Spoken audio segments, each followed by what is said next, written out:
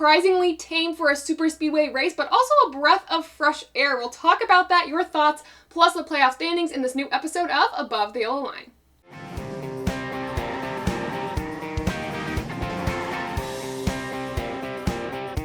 This episode of Above the Yellow Line is delivered to you by Doordash. Hey race fans, it's Taylor, and I'm back with a new episode of Above the Yellow Line, the show where we talk all about the NASCAR Cup Series. I really enjoyed the Yellowwood 500. We'll talk about the race rating though in a little bit, but there are a few things to note before we get to our results of the Yellowwood 500, as these things kind of affected the results, and there's some things that I wanted to update you on from the weekend from the Truck Series and the Xfinity Series as well. First thing to note is with Matt DiBenedetto. He was your winner of the truck race this weekend after a controversial finish. I know that they ended under yellow. NASCAR had to go back and look at who was in front when the yellow came out. Was Matt DiBenedetto forced below the yellow line, or was he not? NASCAR deemed that he was the winner, so congrats to him. And the crazy stat that Jordan Bianchi found from the broadcast is that this was the first lap that Matt DiBenedetto has led in the Truck Series. And that last lap was the one that won him Talladega, and even then he didn't win that. I think they actually had to change that he led the last lap in the post-race papers, which was pretty interesting, but nevertheless, congrats to Matt DiBenedetto, a very deserving win. He's been inching closer and closer, I feel like, the past few seasons. I know it's been kind of hit or miss for him, but a really good job by Matt, so congrats to that team.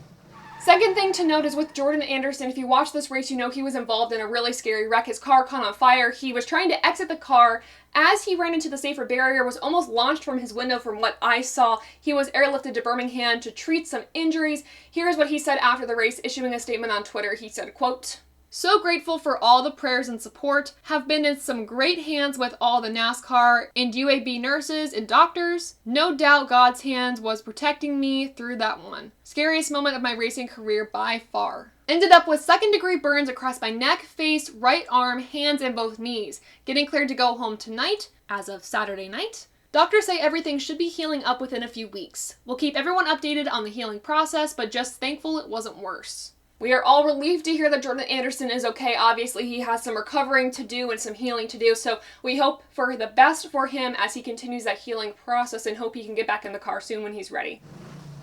Now we move on to the Xfinity Series with a stat from our stat wizard at TobyChristieCom, Joseph Strictly. He says out of 393 NASCAR National Superspeedway Series races, I really hope I said that right, is that every single car that started the race finished the race. I don't think that's never been done before until this weekend with the Xfinity Series, and granted, everything that we usually see at Talladega, I guess this whole weekend, besides the truck race, I would say, was pretty tame. That was an interesting stat. I could not believe. I actually ended up, after reading his stat, going back, looking at the field, looking at who was able to finish, and it was everybody. So really impressive stat, and the one leading them to the finish line was AJ Allmendinger, so congrats to AJ on winning at Talladega.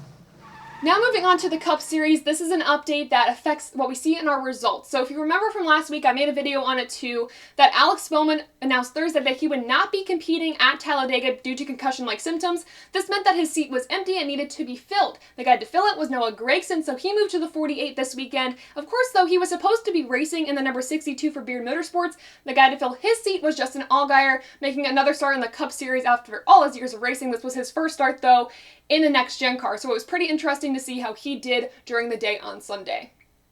And of course the question is, what happens to Alex Bowman's playoff hopes? Well, if he's able to come back for the Roval, he did get a points waiver, he would be able to go to the round of 8, but of course he would have to win the Roval based on his point situation. We will talk about that later in the show, but now let's get to your results of the Yellowwood 500 at Talladega. With your results, we finally have a playoff driver that was able to win to lock their way into the next round. That driver is Chase Elliott. In front of a roaring crowd, was able to get the win on the last 2 laps, set off a really solid move on Ryan Blaney that was able to get him the lead, able to pass right in front of him, make a block, get a win. So congrats to Chase Elliott, who was able to win the race at Talladega and lock himself into the round of 8. Now, if we know anything about this 9 team, is that once they get momentum, they carry it on with them. Of course, the next race is the Roval. We know Chase Elliott has been a winner at that. He's won 2 out of the 3 races that we have had at that configuration, so I would look for him to do pretty well coming into this weekend and carrying that momentum that he has had after this win. In second place, we had Ryan Blaney, and of course, I'm a little biased. I was kind of upset when Ryan Blaney did not win this race. A lot of you on Twitter said, oh, he choked again, or, oh, Ryan Blaney's never going to win. I feel your pain, but I think there's a win coming for him. I hope he wins this season, like a points race. I know he won the All-Star race, and that is technically a win, but a win that will lock himself into the next round. That would be really good for him. I feel like that'd be good for any team, but it was a solid points day for Ryan Blaney, getting into the top of the charts of the guys that have not yet won a race to lock themselves in. Again, we'll talk about the points a little bit later and how everything stacked up, but at least it got him ahead a little bit more than he was the previous week, so Ryan Blaney was your guy in second place. And third, we had Michael McDowell with his 12th top 10 of the season. This over doubles his best stat from last year and his best career stats for his top 10s. Fourth, we had Chastain, fifth Hamlin, sixth Jones. This is also his 12th top 10 of the season. Not a career best, but his best since he joined Petty GMS. Then in seventh place, we have our Shaq iGear MVP of the week. That is Todd Gilliland. He crushed it this weekend. Not the result that I think he wanted. I think he really could have finished within the top 5. But nevertheless, a really good day for him and an impressive run this season from Front Row Motorsports. Both him and Michael McDowell have been killing the stat charts. I think they're a team that not a lot of us recognize as being a decent team week in, week out. I know the previous season, it's been pretty wishy-washy, obviously, with Michael McDowell winning the Daytona 500 last year. That brought some eyes to the team, and now they are killing it. I think they are a team that we all underestimate a little bit, and probably should not based on these stats. Todd Gilliland, of course, in his rookie season, doing a phenomenal job. So Todd Gilliland, after leading a few laps on a Sunday and also doing a great job in the top 10, in the top 5, pretty much all day, he is your Shaq iGear MVP of the week. Then in 8th, we had Suarez, 9th, Cindric, and 10th, Briscoe. Moving on to the rest of your playoff contenders, in 12th, we had Byron, 17th, Bell, 18th, Larson, 19th, technically Gragson. We talked about this at the beginning of the show. And in 27th, Joey Logano. He's going to be my LVP. He had really good momentum during the day, but it was also kind of back and forth. Not like he was great all day, but he wasn't bad either. So this is why I struggled choosing an LVP this week, because nobody really struggled. There was no playoff driver that did not finish this race, which was a bonus, because I know we saw a lot of tire issues, a lot of engine issues, a lot of issues in general going from last week to this week, and this week we did not. Things seemed to just calm down a little bit, but Joey Logano, I felt like he could have finished in the top 10 and just didn't. So he is my LVP this week because I expected a little bit more out of him knowing his superspeedway record. Now let's take a look at our point standings, starting with the ATYL points. Of course, this weekend our winner was Dom Joseph with a pick of Denny Hamlin. He now has 82 points, but I am in second place with 77 points, Adam with 75 points, Brandon with 73 points, and Rob with 67 points with a pick of Harrison Burton. Now moving on to our playoff standings. This is a win that Chase Elliott needed because he moved from 7th in points from last weekend to 1st in points, obviously locking himself in with a win. Ryan Blaney also moves himself from 4th in points to 2nd in points, not locking himself in yet with a win, but he is on top of the charts of the guys that have not won a race yet in the playoffs that is still in the game. Then if we look at our guys below the cutoff line, that order stays exactly the same except for the points that they are under the line. Cindric is -0 to the good, Byron -11, Bell -33, and Bowman -54. The guy above the line that is in the danger zone is Briscoe +0. We'll talk about this later in the week when we do our To Watch, To Worry and preview the Roval, but if I was Briscoe, I'd be a little nervous knowing that Bell and Cindric are under the cutoff line. Same with Byron. They're pretty good road course racers, and they're trying to make their way in. Briscoe's been decent on road courses this year, don't get me wrong, but when you have somebody like Cindric who pretty much dominated them in the Xfinity Series a little bit with AJ Allmendinger, I'd be a little nervous. I think Briscoe needs to get a top 10, a top 5 to secure his spot going in. Otherwise, I think he might fall below the cutoff line. So if I was Briscoe, I'd be a little nervous, but those are your playoff standings. Now let's go to our race rating, rating this race above or below the yellow line. As always, though, I like to go to a Twitter poll to see what you all thought and read those comments there, so let's get to it. We had a tie between those of you that said great and good. That was 36% of you. 17% said okay, and 11% said bad. One Shot Scott said, who would have thought there wouldn't have been the big one? I guess they saw enough wrecked cars at Texas. Stat Chat from Racing Refresh made a comment that I will reference a little bit later, saying, interesting how perhaps a little extra fear, safety-wise, turned this into a hyper-competitive but clean race. Fun to watch. Next up, we have Trish, who was actually at the race. She said, I enjoyed being there, but in all honesty, NASCAR throwing a bogus caution to create a green-white checkered instead of letting it race to the end was disappointing. Finally, from our very own here at Above the Yellow Line, Adam Lucas, he said, a pretty tame and orderly Talladega, which I am happy to say can still produce a great race. even if I had to watch it on DVR. Happy to say that no one was injured as of Monday morning when I typed this in the one big one that occurred early on. Chase played the role to a T and received the ultimate prize of bringing home another checkered flag to Hendrick. I give this race an 80 out of 100, making it above the yellow line. Again, thank you all for voting on the Twitter poll and for leaving your thoughts. Of course, we're going to close it out with the official ATYL rating. We got to talk about the race here. I think I like this race. It was a really refreshing race for a super speedway. We only saw one multi-car wreck. I think there were like 9 cars involved near the beginning of the race, so we didn't see like a total big one. We didn't see any chaos. I think these drivers were really conscious this weekend, following a lot of safety concerns to not put themselves in interesting situations.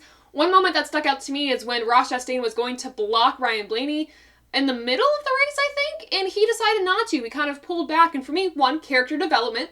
2, it was him being aware that, hey, I'm going to cause a multi-car wreck if I don't do this, and I know that they are split-second decisions, but good on Ross Chastain for keeping himself safe and the other drivers safe. I do know, though, on the other hand, Ryan Blaney made some questionable moves, and luckily it worked out for him, but otherwise, every single driver was pretty aware of the situation this weekend and knowing the stakes with safety. So, and I agree with some of your thoughts that I think the safety concerns were really prevalent in their minds, and that made them have to think a little harder. That made them have to really think through the moves that they were making. It was almost a chess game, and you kind of felt that. The intensity also amped up, too. You didn't know who was going to make a move when, and it wasn't chaotic, which I really enjoyed, but it was also very enjoyable of a race. Something I also have to bring up in this rating, I know no race is complete without some controversy, obviously. With around 6 to go, Daniel Hemrick was stalled on pit road. There was a caution for that. Everyone was like, what's the caution for? There's no wreck, there's no debris.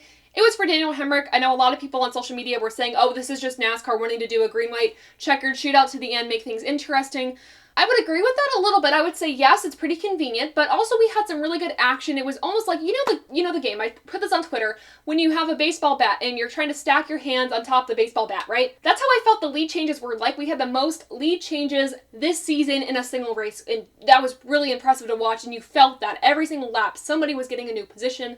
In my opinion, though, when you get to those final few laps, there is a chance for wrecks. And when you have Daniel Hemrick stalled on pit road near the front of pit road where cars could wreck into and go to pit road, we've seen drivers wreck on pit road before, it could get a little dangerous for somebody who was stalled out there. So I do understand NASCAR's call. Do I like it? No, but I would rather them play the what-if scenario in their heads and call a caution just in case than have that what-if scenario play out, Daniel Hemrick be stuck on pit road, and then we have another safety concern to talk about. So I agree with the caution, but I don't like it. But that was some controversy from this weekend. Besides the point, this was a clean race to the finish. I absolutely respected that. Again, like I said, so much intensity and so much moving pieces, chess pieces of drivers being really smart and mechanical, thinking about, when can I make that right move to get the lead, get the win. Chase Elliott was one of those drivers, of course, this weekend that he played it out in his head and he won. So I gotta say, I think this was one of my favorite races of the year. I'm stumbling over my words because I'm trying to think about how I want to phrase this. It does not beat the 600 for me. Obviously, I was at the 600 in person, so I'm a little biased towards that, but this race for me has to be number 2 on my list. I gotta give this race a 96%, which is above the yellow line.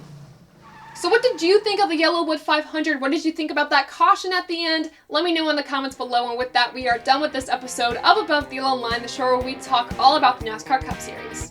I wanted to mention here, obviously, maybe it's hard to see in this video. I try to look at the camera. I think the decorations are non-existent, but we're decorated for Halloween, for October. Another thing about October that is really special to me is that it's a Dysautonomia Awareness Month. If you don't know what Dysautonomia is, I made a video all about it and how the illness affects me and other people across the world. So try to spread awareness this month. If you want to watch that video, check it out. Link in the description below. We're also helping raise funds for a great organization called Dysautonomia International. Me personally, on my Facebook page and on the Instagram page for Above the Yellow Line. So if you want to make a donation, go to the Above the Yellow Line Instagram page on a post that I have pinned on my profile, and you can make a donation there.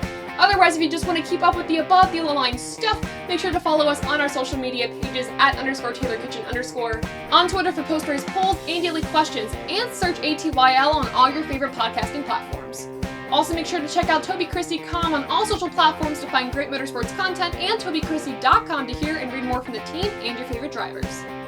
Last but not least, I want to thank Shaq Gear for being a great supporter of ATYL and TobyChristie.com. And if you want to show your support, Make sure to use the promo code MAMBA34 to get 20% off your order of Shaq eye gear glasses. You can find all of our social pages linked in the description below, but before you check those out, make sure to like this video, subscribe to the channel, share this with your friends and family, and guys, thank you so much for supporting us here at Above the Yellow Line and TobyChristie.com, and until next time, I'll see ya.